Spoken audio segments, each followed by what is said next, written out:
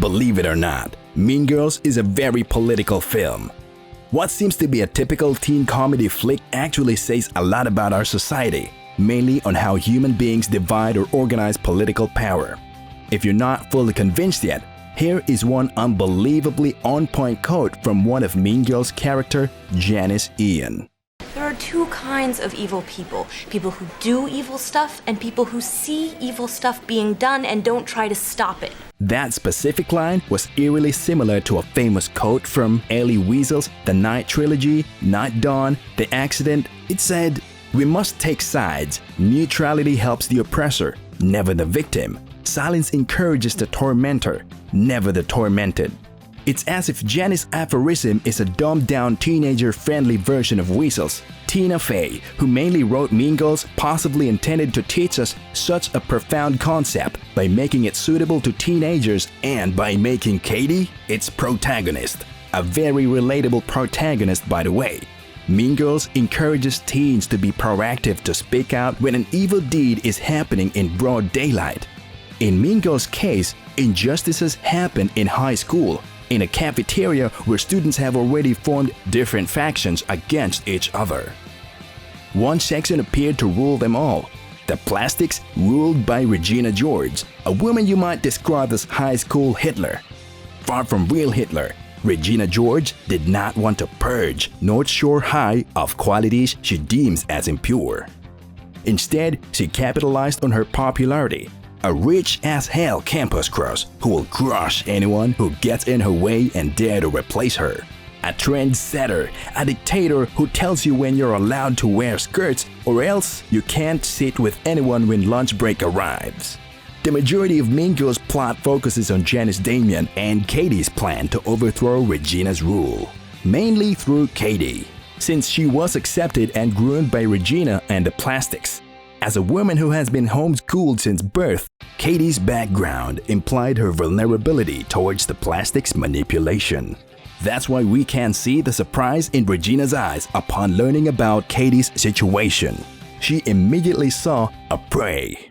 So you've actually never been to a real school before? Shut up! On the other hand, this also gave Katie the courage to fight the Plastics.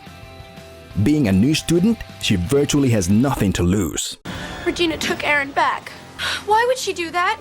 Because she's a life ruiner. But what is it exactly motivates Katie to destroy Regina? Was it because of the rumor she spread about Janice's sexuality? Was it because she immediately got back with his ex Aaron Samuels upon learning that Katie likes her? Or was it simply because Regina George is a manipulative, two-faced biatch? Well, the answer, of course, is all of those things. However, it is more complex than that. It's because Regina wants to impose a totalitarian rule among the whole North Shore High.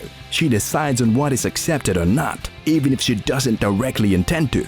That's because she's indestructible. It is fully seen through Janice, Damian, and Katie's attempts to humiliate Regina.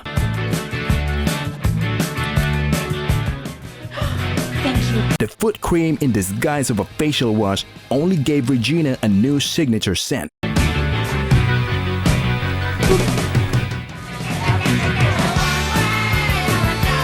And a hose in her shirt only became a fashion statement. These scenes have shown us where Regina's strength comes from. She doesn't care easily. She makes lemonades out of the lemons thrown at her. She knows her worth, and mislabeled cosmetic products and wardrobe malfunctions cannot quickly destroy her worth. And when needed, she knows how to turn people against each other. I'm not mad. I mean, I guess she just likes the attention. See, Gretch, I told you she's not mad at you. I can't believe you think I like attention. She's rarely the direct enemy, yet she makes enemies for other people. Regina is an expert in turning people against each other. She sows the seed of hatred and benefits from it. This is a textbook tactic of a dictator.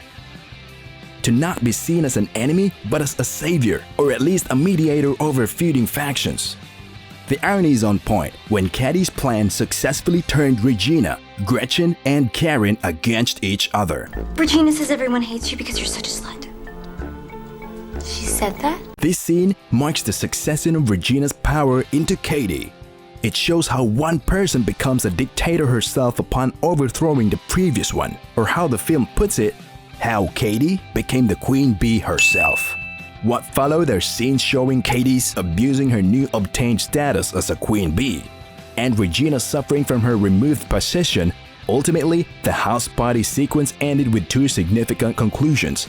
Katie realized that she became the very thing she swore to destroy. You are just like a clone of Regina. You're not listening to me. Oh no, it was coming up again. Word vomit. We could interpret her literal vomit as a metaphor for the realization that she had swallowed her principles. The second significant conclusion, Regina found out about Katie's plan of destroying her.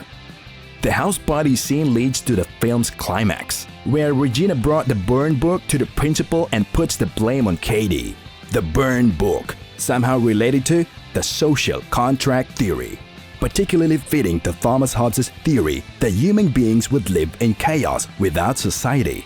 To prevent people from turning against each other, a set of morals and societal rules are established. While the burn book isn't a contract, it signifies the chaos human beings are capable of. The students were surprised when they couldn't believe how bad they are in talking behind each other's back, especially when they entrusted each other a deep level of friendship. All because Regina, again, expertly turned people against each other, this time on a larger scale. That's why Regina is no different from a fascist dictator. She can unleash chaos if she wants to, and Mean Girls seem to tell us you cannot simply overthrow a dictator. You need luck, or at least pray that a dictator would accidentally hit by a bus. In the final scenes of Mean Girls, Regina attended the spring fling with a brace. People kept supporting her, but her powers are restricted with a piece of metal on her spine. Meanwhile, Mean Girls ended in a, if not a socialist one, truly empowering note. When Katie broke the spring fling queen crown into pieces, the power of the people was restored. It signifies that each functioning member of a community, a high school campus if not society, can contribute meaningfully no matter their circumstances. Welp, that's all we could chip in for the flick we discussed today. If you love this video, don't forget to click like and consider subscribing to our channel. We hope you enjoyed your bag of chips as we discuss your favorite flick here in Flicks and Chips.